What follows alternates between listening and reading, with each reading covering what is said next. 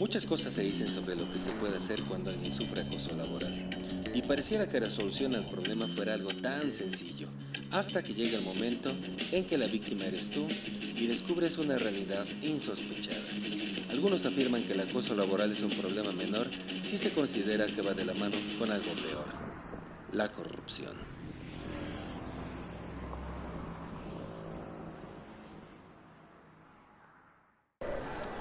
Pensemos un poco en lo difícil que es vivir agobiado por dificultades como el alto costo de la vida, la escasez de oportunidades, los bajos salarios que muchas veces nos obligan a conseguir un segundo trabajo, los problemas de transporte, en fin. Y súmenle que tuvieran en su trabajo una situación que les provocara malestares físicos y o enfermedades, por lo cual tuvieran que gastar parte de lo poco que ganan en medicamentos para aliviarlas. Suena complicado, ¿no? Sobre todo si tomamos en cuenta a aquellos que ven el trabajo como su segunda casa, como su segundo hogar. El llamado mobbing o acoso laboral afecta un alto porcentaje de los trabajadores. Y Ale López nos explica por qué este tema debe ser tomado en cuenta por las empresas e instituciones. La Organización Internacional del Trabajo asegura que el 10% de la población a nivel mundial sufre de acoso laboral, también conocido como mobbing. El mobbing trae una intención directa de agredir, de transgredir y en algún momento de sacar del ámbito laboral a la persona a la que se le está molestando. Generalmente el perfil del acosador es alguien que se siente amenazado por el potencial de la víctima y hará todo lo posible para minimizar, sobajar y humillar a la persona, debilitarla y sacarla del lugar del trabajo. Siendo el estrés laboral tan común y el que más enfermedades y malestares físicos causa a quienes lo sufren, tenemos que tomar conciencia del daño a la salud que se ocasiona a las personas cuando son acosadas laboralmente. Se le priva a la persona de un medio ambiente laboral sano porque la prestación de los servicios laborales en un ambiente o condiciones de trabajo viciados por la manipulación de la organización del trabajo en contra de una persona pueden acarrear, como ya señalábamos, al estrés y trastornos psicológicos, mentales, incluso de carácter grave, haciendo insalubre el ambiente de trabajo. Algo grave es que, sobre todo cuando viene de parte de los superiores jerárquicos, el acoso se constituye de una serie de acciones planeadas por los agresores. Dichas acciones fríamente calculadas se realizan por periodos de tiempo que suelen ser largos y tienen como finalidad humillar a las personas y lastimar su dignidad. Porque aunque esas acciones sean realizadas dentro del ámbito laboral, los trabajadores que las sufren no dejan de ser personas. Esa es una condición que no se puede perder. Créanme que el acoso y el hostigamiento puede vencer cualquier resistencia, es cosa de tiempo y de intensidad. Hay actitudes de personas que tienen bastante injerencia en parte del personal, además de que dice tú eres mi equipo, que incluso se hace de manera organizada ese ataque a la dignidad de la persona, a su intimidad, a su dignidad completamente dirigida. Y toda persona cede, porque es imposible poder con un grupo, con un equipo, en tanto tiempo en que se expone durante la jornada laboral, y a veces durante meses, a veces durante años. Suele ser el primer objetivo que se vaya del centro de trabajo. La óptica que se tiene sobre este tipo de acoso no debe minimizarse a una simple cuestión laboral. Los daños a la salud física, psicológica y emocional del agredido a causa de las acciones de sus agresores deben ser sujetos de responsabilidad porque son intencionales y la mayoría de las veces esas acciones son ejecutadas con premeditación, alevosía y ventaja. El acoso laboral es la más común de las formas de violencia laboral y la que menos sanciones tiene para los agresores. Se le priva a la persona de un medio ambiente laboral sano porque la prestación de los servicios laborales en un ambiente o condiciones de trabajo viciados por la manipulación de la organización del trabajo en contra de una persona pueden acarrear, como ya señalábamos, al estrés y trastornos psicológicos, mentales, incluso de carácter grave, haciendo insalubre el ambiente de trabajo. Se atenta contra el derecho de igualdad ante la ley cuando el acoso laboral se dirige a una persona en específico. Evidentemente, se le trata en forma desigual frente a los demás. Se puede hablar de leyes, códigos, reglamentos y demás disposiciones, pero cuando una persona que trabaja en el gobierno de la Ciudad de México se tiene que enfrentar a una situación de acoso laboral, ¿qué tiene a su alcance para defenderse? Para hablar del tema, acudimos con un conocedor de la materia a fin de compartir su experiencia y hablar de lo que legalmente hay o no hay para defendernos de este flagelo. Él es el licenciado Carlos González Merino, ex magistrado del Tribunal de Conciliación y Arbitraje y ex vicepresidente laboral del hoy Sindicato Único de Trabajadores del Gobierno de la Ciudad de México.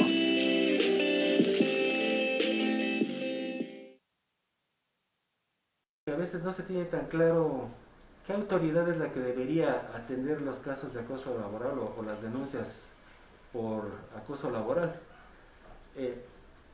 Yo al menos no lo tengo muy claro. De hecho, es parte de nuestra tarea en esta serie encontrar respuestas, ¿verdad? O también no se tiene claro cuál ley, código, reglamento es el que hay que seguir, a cuál hay que apegarse para combatir estos casos.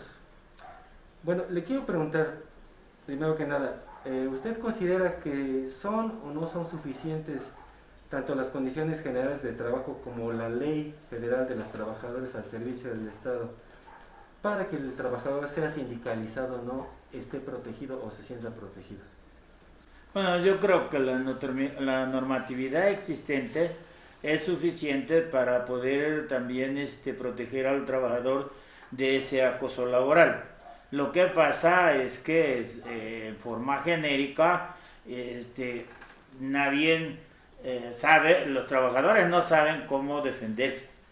Y la representación sindical, coludida o no coludida, una cosa es por ignorancia y la otra es por intereses económicos con la misma parte patronal, se vuelven acosadores tanto parte patronal como sindicato del propio trabajador.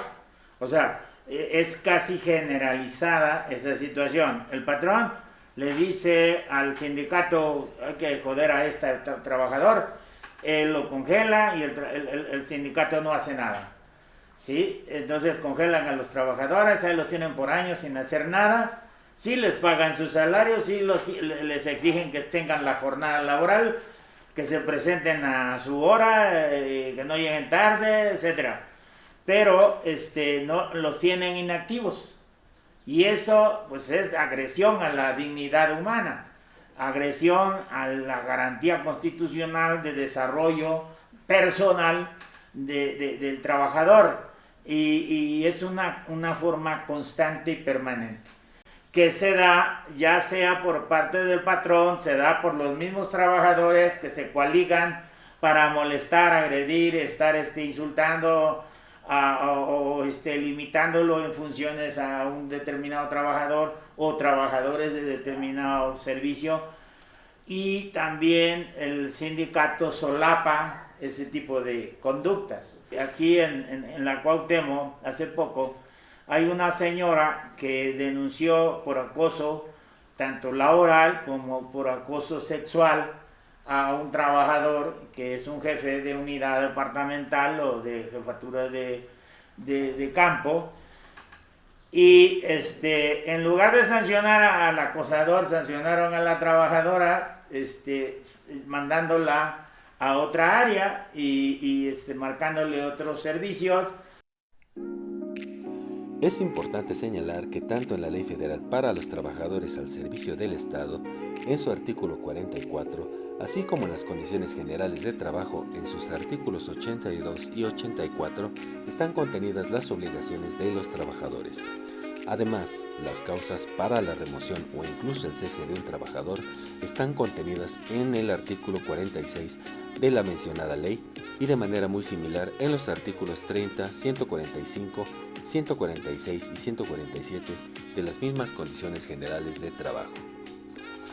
Es decir, que seamos sindicalizados o no, lo que básicamente tenemos que cuidar es lo que indican esos artículos de la mencionada ley, o bien, para los que cuentan con dígito sindical, lo que indican esos artículos de las Condiciones Generales de Trabajo, a fin de evitarnos conflictos. Cualquier otra causal que pueda alegar un jefe para que te vayas de tu área de trabajo o para darte de baja y que no esté contemplada en esos artículos de la misma ley o de las condiciones generales de trabajo, carece de legalidad. Así que hay que estar atentos. Muchos de los titulares de los centros de trabajo, es decir, gran parte del personal de la estructura, considera que la solución a eso es tan sencilla como que el trabajador se cambie de área, pero ¿no consideraría usted que esa es una salida que no soluciona el problema? No, al contrario, lo victimizan dos veces a la persona, pero aquí son las soluciones que dan de manera conjunta sindicato-patrón y el agresor sigue un porcentaje de arriba del 15%, por decirlo, de la nómina. Son gente que está siendo golpeada, perseguida, acosada, mucho más los de nómina 8, los de base de 4.69, los de base sin dígito, los eventuales, ordinarios, extraordinarios.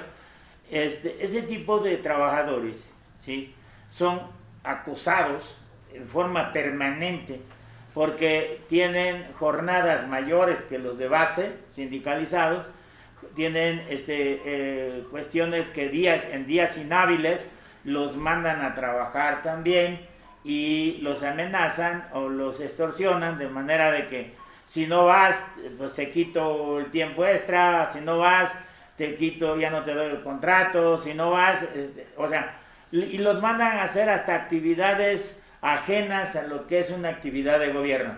Ahora, hay acosos también a los trabajadores de base, porque le cae mal al patrón, o el representante del patrón, porque el patrón es el gobierno, y los otros son administradores de los recursos humanos, que es el patrón, que es el gobierno, ¿sí?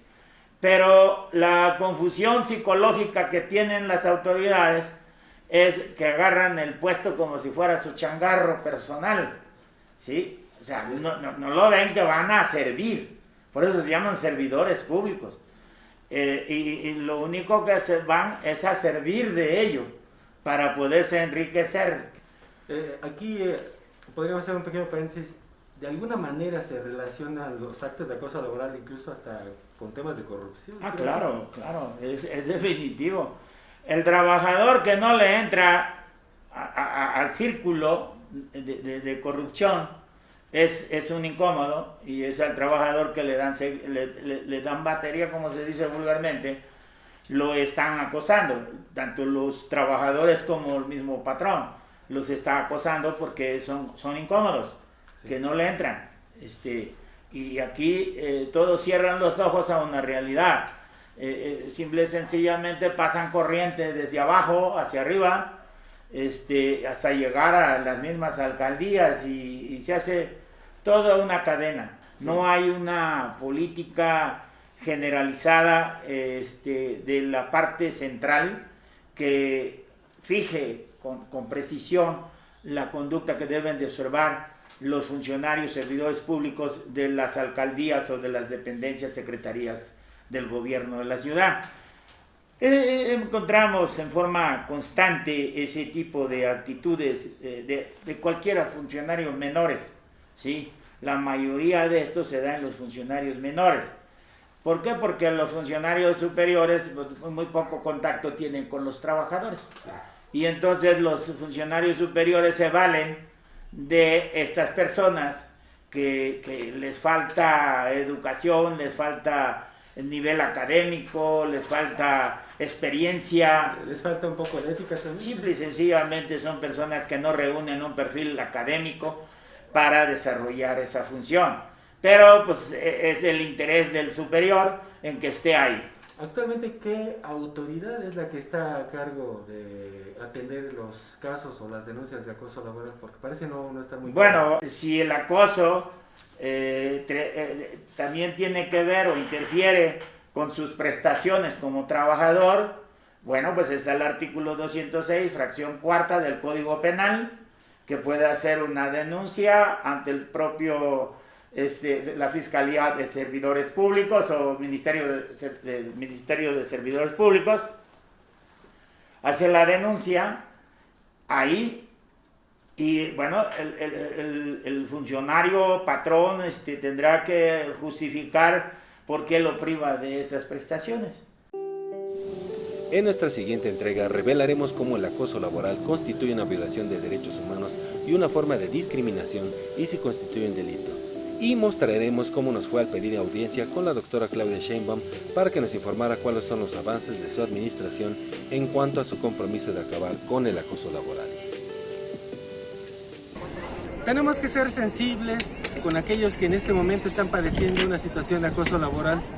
Si no podemos ponernos de su lado, porque todos tenemos tendencia a cuidar de nuestros propios intereses, por lo menos no contribuir más al menoscabo de su valor como personas, ni a más agresiones a su dignidad. Recordemos que al ser todos trabajadores, en cualquier momento también podríamos estar expuestos a vivir una situación de acoso, pues la rueda suele dar vueltas.